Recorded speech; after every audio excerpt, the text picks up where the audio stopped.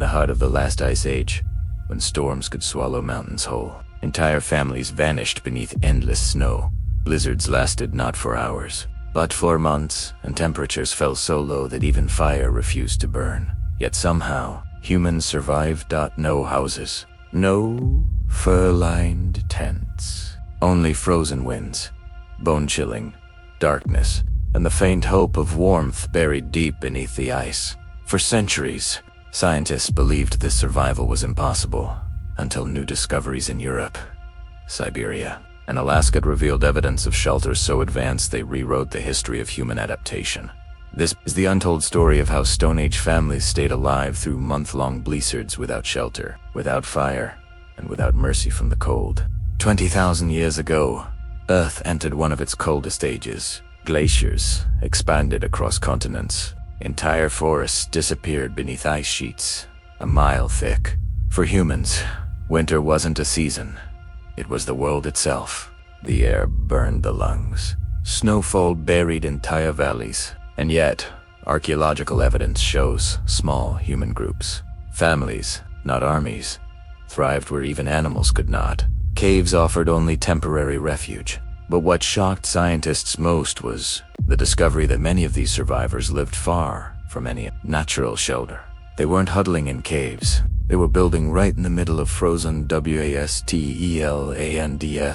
sites like Mazyrik in Ukraine and Dolny. Bastanis in the Czech Republic revealed what seemed impossible: entire villages made from mammoth bones and permafrost. Archaeologists uncovered circular structures constructed from skulls, tusks, and rib bones, interlocked with mud and snow, forming airtight walls. Carbon dating proved they were built not by chance, but by design. These were the first engineered shelters of the Ice Age. Architecture born from extinction. What modern thermal imaging revealed next defied all logic. The interiors of these bone huts maintained temperatures 30 to 40 degrees warmer than the surrounding environment, with no evidence of continuous fire and how. At first, researchers thought insulation came from animal hides draped over bone frames, but microscopic analyses of the bone walls revealed something extraordinary. The surfaces were coated with a layer of fatty residue, a biological insulation compound. The fat, likely from mammoth, marrow, and seal blubber, was spread thinly across the structure. When frozen, it sealed microscopic cracks, creating what scientists now call organic vapor barriers. In simple terms, they built biological insulation systems 100 centuries before modern engineering rediscovered the concept. But that wasn't all. Further analysis showed that when blizzards raged, the exterior snow didn't collapse the shelters, it strengthened them. As snow compacted against the walls, it fused with the fatty outer layer, forming a crystalline shell that reflected heat inward. The colder the weather grew,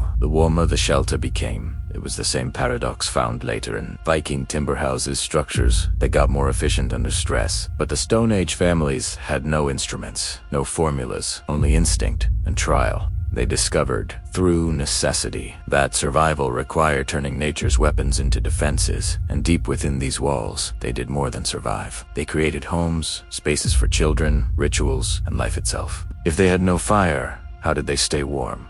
That was the question that baffled archaeologists for decades. At several Ice Age sites, ash layers were found, but not in central hearths. Instead, they were scattered around walls, in narrow trenches, barely a few centimeters deep. Thermal reconstruction experiments in modern labs revealed what this design did. These trenches acted as thermal channels, slowly releasing residual heat from embers and circulating warm air along the walls. But the real innovation wasn't in heat production.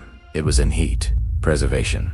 Inside these shelters, Stone Age families built thermal nests, pits lined with fur, moss, and woven grass. When multiple people slept together inside them, body heat accumulated in layers. A family of 5 could maintain internal temperatures around 50 degrees Fahrenheit, even when outside temperatures dropped to -30. If their secret wasn't dominance over the environment, it was cooperation with it. They understood the physics of warmth, not through science, but through generations of trial, failure, and memory. Modern researchers at the Arctic Survival Institute replicated one such shelter using bone, snow, and hides. With just 2 adults, The structure reached survivable temperatures within 3 hours. No fire, no modern insulation. The data shocked engineers. It matched the efficiency of early 20th century snow shelters used by polar explorers, proving ancient families achieved climate control with nothing but instinct and persistence. But one discovery changed everything we thought we knew about ancient shelter design. Inside several mammoth bone dwellings, researchers found small holes carved through the structure's base. Not random cracks, but precise, angled vents. When tested in reconstruction experiments, these openings performed a critical function. They regulated airflow. As warm air rose inside, the pressure difference drew in oxygen from outside, while forcing out carbon dioxide, creating a passive ventilation system without losing internal heat. In other words, Stone Age humans invented climate control. These structures were alive, breathing in the cold, exhaling warmth, maintaining balance through natural convection. But the most astonishing part came from a site in Siberia. Researchers uncovered layers of crystallized water droplets lining the inner roof, evidence that condensation was intentionally captured. It meant the shelters recycled their own moisture, preventing dehydration in frozen environments. They had unknowingly built closed-loop survival systems, balancing heat, air, and water in perfect harmony, and they didn't just engineer it. They passed it down. Each generation refined the design, turning necessity into inherited architecture. Their innovation was not built on comfort, but on desperation made brilliant. When modern scientists look at Ice Age humans, they often see simplicity, but what the frozen ruins reveal is sophistication beyond measure. These were not primitive ones. They were architects, physicists, and environmental engineers long before such titles existed. They studied snow, not as an enemy, but as a living material, understanding that each layer had its own thermal property. They learned to build downward when the wind howled, to trap heat underground, to align entrances with the sun's path for maximum warming at dawn. Most crucially, they built together. Each family structure was part of a network, community of shared warmth and shared defense. 4 bone houses stood within meters of one another, their entrances facing inward. Between them lay shared pits of resources, windbreak walls, and pathways sculpted from packed snow. It wasn't just survival, it was civilization in embryo. When the blizzards came, those endless, month-long storms that blotted out the sun and silenced the world, these people didn't scatter. They sealed their doors, huddled in layered warmth, and waited and when the winds died, they emerged alive. The discovery changed the way we define progress, because what they achieved wasn't comfort, it was resilience. The ability to endure when the world itself tried to erase them. Today, their principles are being revived by climate engineers studying sustainable living in polar regions. Passive heat management,